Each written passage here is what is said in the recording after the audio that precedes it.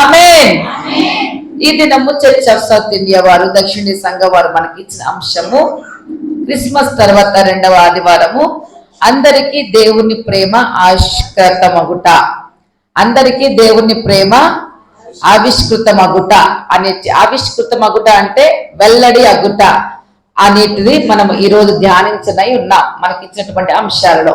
కాబట్టి దేవుని ప్రేమ గురించి మనం అనేక సార్లు మరి దేవుణ్ణి మర్చిపోయినా, ప్రార్థించడం మర్చిపోయినా, తన మహాకృపను బట్టి దేవుడు మనల్ని ప్రేమిస్తున్న విధానం కొరకే దేవునికి వందనాలు తెలియజేస్తూ అందరికీ వచ్చినటువంటి పాట నేనంటే ఎందుకు నీకెందుకో ఈ ప్రేమ, నన్ను మరచిపోవెందుకో యేసయ్య అనేటువంటి ఆ పాట పాడుతూ దేవుని నామాన్ని స్తుతిద్దాం.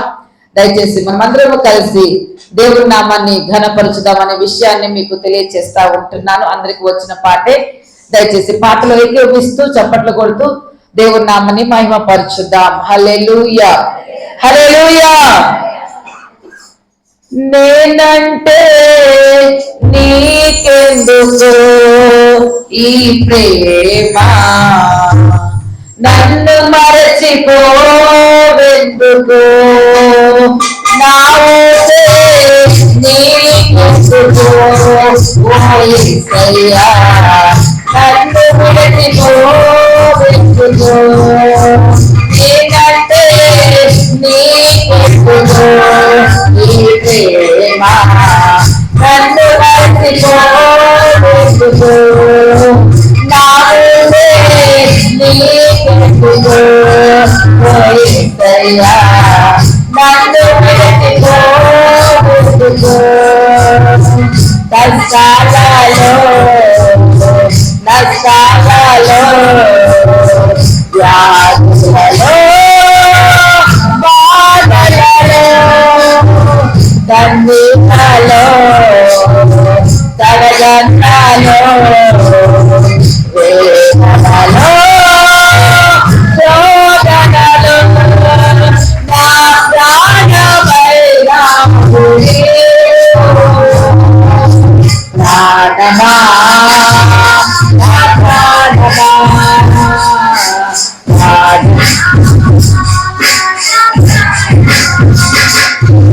నేనంటే నీకెందుకు ఈ ప్రేమ, నన్ను మరచిపోవెందుకు, నా ఊసే నీకెందుకు ఓ యేసయ్యా, నన్ను విడిచిపో. నిన్ను మరచిపోయినా నన్ను మరచిపోలేదు, నన్ను విడిచిపోలేదు, నిన్ను మరచిపోయినా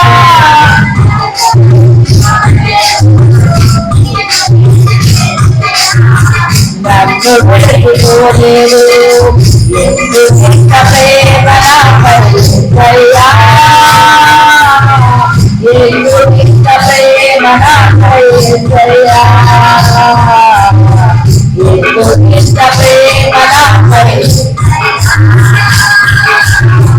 ఎందుకింత ప్రేమ నాపై యేసయ్యా,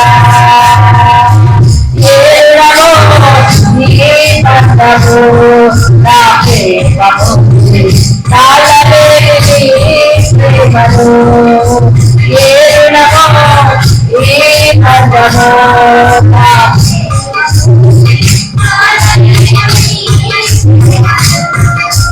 నేనంటే నీకెందుకు ప్రేమ, నన్ను మరచిపోవెందుకు, నా ఊసే నీకెందుకు ఓ యేసయ్యా,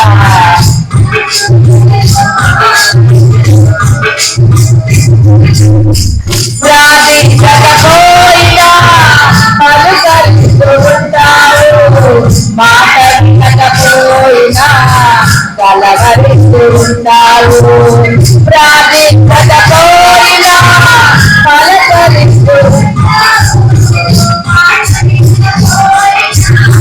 కలవరిస్తూ ఉంటావు, ఎందుకింత జాలి నాపై యేసయ్యా, ఎందుకింత జాలి నాపై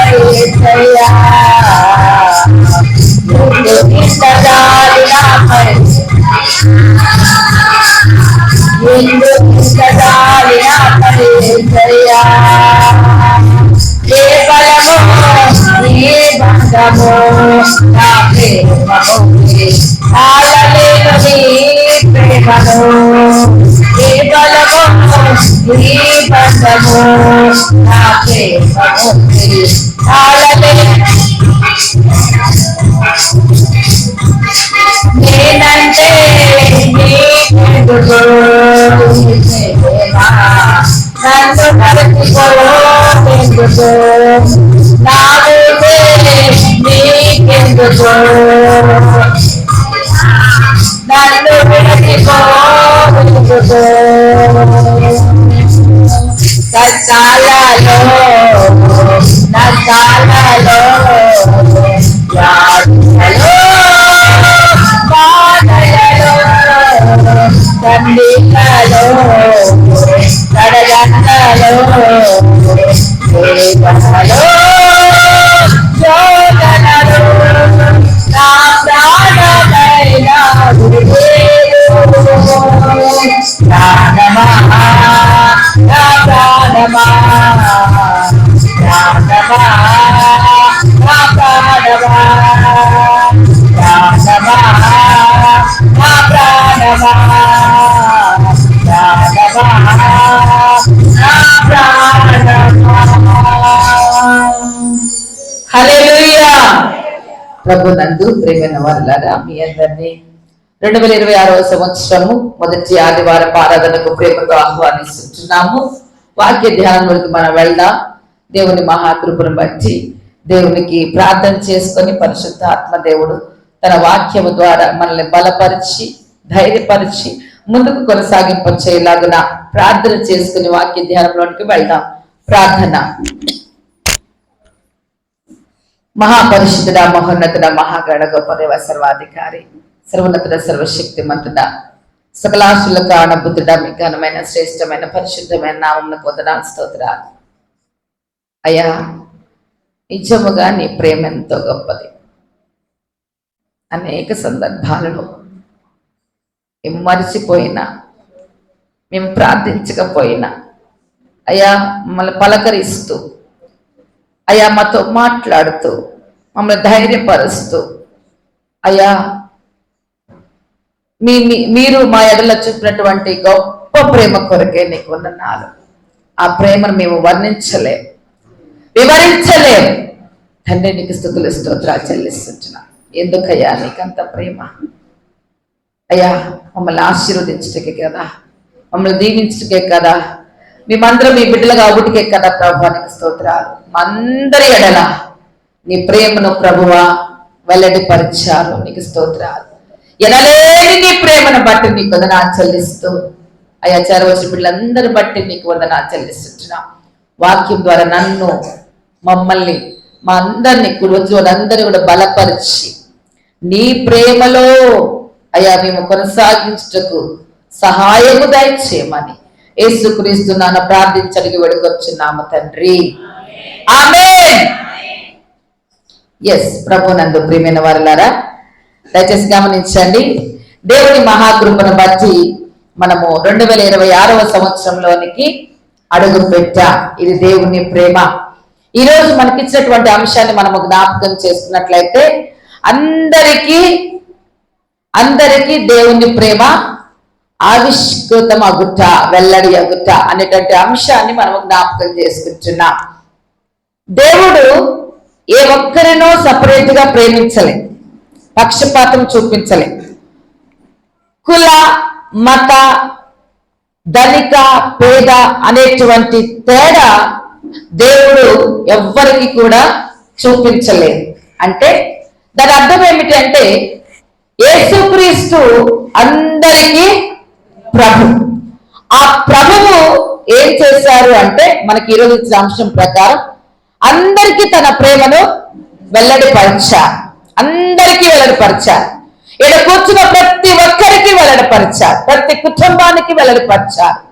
కాబట్టి ఆయన ప్రేమను బట్టి మనము నూతన సంవత్సరంలోనికి అడుగు పెట్టాం. ఆయన మన మీద ప్రేమ చూపించకపోతే మనం ఈ స్థితిలో ఉండేవారము కాదు. అది మనం అర్థం చేసుకోవాల్సిన వారమే ఉంటున్నాం.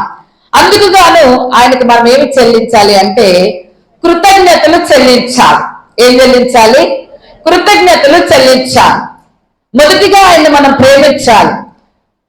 లేఖన పాఠ్య భాగంలో ధర్మశాస్త్రములో వాక్యం తెలియజేస్తుంది ఏమిటి అంటే, నన్ను ప్రేమించు వారిని 1000 తరముల వరకు కరుణించువాడనై ఉన్నాను. దేవునికి మహిమ కలుగును గాక.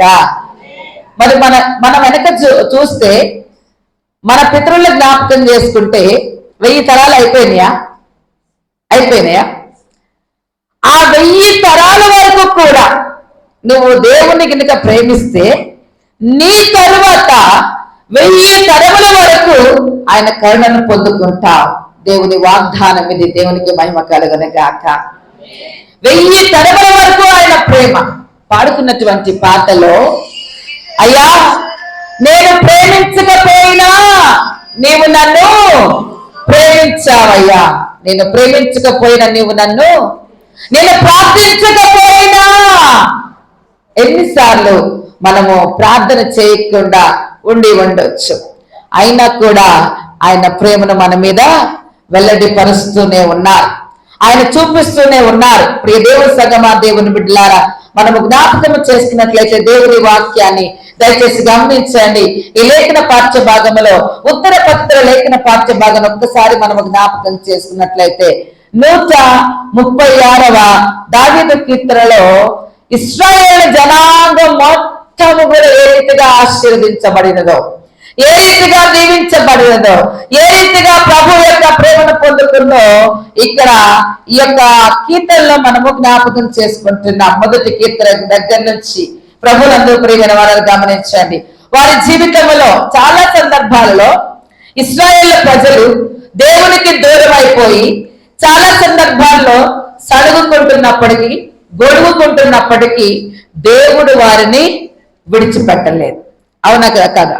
దేవుడు వారిని విడిచిపెట్టలేదు. చాలా సందర్భాలు ఎదురయ్యాయి, చాలా సందర్భాలు దేవునికి ఎదురయ్యాయి. ఏంటో సందర్భాలంటే, ఎన్నిసార్లు ప్రేమ చూపించినా మరలా దేవునికి వ్యతిరేకమైపోయి, దేవునికి దూరం అయిపోయి, దేవునికి ఇష్టం లేని పనులు చేస్తూ, దేవుని ప్రేమను దూరపరుచుకుంటూ జీవిస్తుంటున్నప్పటికీ కూడా దేవుడు ఇశ్రాయేలు ప్రజల ఎడల ఆయన ప్రేమను వెల్లడిపరిచి వారిని వృద్ధిలోనికి తీసుకొచ్చారు. దేవునికి మహిమ కలుగును గాక. ప్రభునందు ప్రేమిన వారులారా, దయచేసి గమనించండి. పరిశుద్ధాత్మ దేవుడు దేవుని యొక్క వాక్యం ద్వారా మాట్లాడుతున్న మాట ఏమిటి అంటే, 136వ కీర్తనలో మాట్లాడుతున్న మాట, యెహోవా దయాళుడు, ఆయనకు కృతజ్ఞతాస్తులు చెల్లించుడి, ఆయన కృప నిరంతరం ఉండును అని దేవుని వాక్యము తెలియజేస్తా ఉంది. ప్రభునందు ప్రియమైన వారులారా, దీని అర్థం ఏమిటి అంటే, ఆయన కృప నిరంతరము ఉంటుంది. కృప అంటే మనము జ్ఞాపకం చేసుకోవాల్సింది ఏమిటి అంటే, ఏ అర్హత, ఏ యోగ్యత లేని మనపై ఆయన ప్రేమను చూపించటమే దేవుని కృప. ఏ అర్హత, ఏ యోగ్యత లేని మనల మీద ఆయన ప్రేమను చూపించడమే దేవుని కృప. ఆ కృపను గురించి భక్తులు మాట్లాడుతున్న మాట ఏమిటంటే, ఆయన కృప నిరంతరము కూడా ఉండునుగాక. దేవునికి మహిమ కలుగునుగాక. ఎప్పటి వరకు ఆయన కృప ఉండాలంట? నిరంతరం ఉండాలంట. మనము ఎంత కాలం ఈ లోకంలో జీవిస్తామో అంతవరకు కూడా దేవుని కృప మన మీద ఉండునుగాక. ఆ రీతిగా ఉంటేనే మనం ఈ లోకంలో జీవించగలుగుతాం. ఆ రీతిగా ఇశ్రాయేలు ప్రజల జీవితంలో దేవుడు చేసినటువంటి అద్భుతాలను బట్టి ఈ లేఖన పాఠ్య భాగం మొత్తము కూడా వివరించారు కీర్తన గ్రంథంలో. కాబట్టి ఆయన చేసిన మేలును బట్టి, ఆయన చేసిన ఉపకారాలను బట్టి, ఆయన చేసినటువంటి ఇదిగో నీ మీద ఆయన చూపించిన ప్రేమను బట్టి నువ్వేం చేయాలి అంటే, ఆయనకు కృతజ్ఞతాస్తుతులు నువ్వు చెల్లించాలి. ఎప్పుడైతే నువ్వు దేవునికి కృతజ్ఞతాస్తుతులు చెల్లిస్తావో ఆయన కృప నీ మీద నిరంతరము కూడా ఉంటుంది. దేవునికి మహిమ కలుగునుగాక. ఆయన విడిచిపెట్టే దేవుడు కాదు. నేను మీకు జ్ఞాపకం చేశాను క్రిస్మస్ టైంలో. ఏమి జ్ఞాపకం చేశానంటే, ఇంకెప్పటికీ దగ్గర కాలేనంత మానవుని ఇంకెప్పటికీ దూరం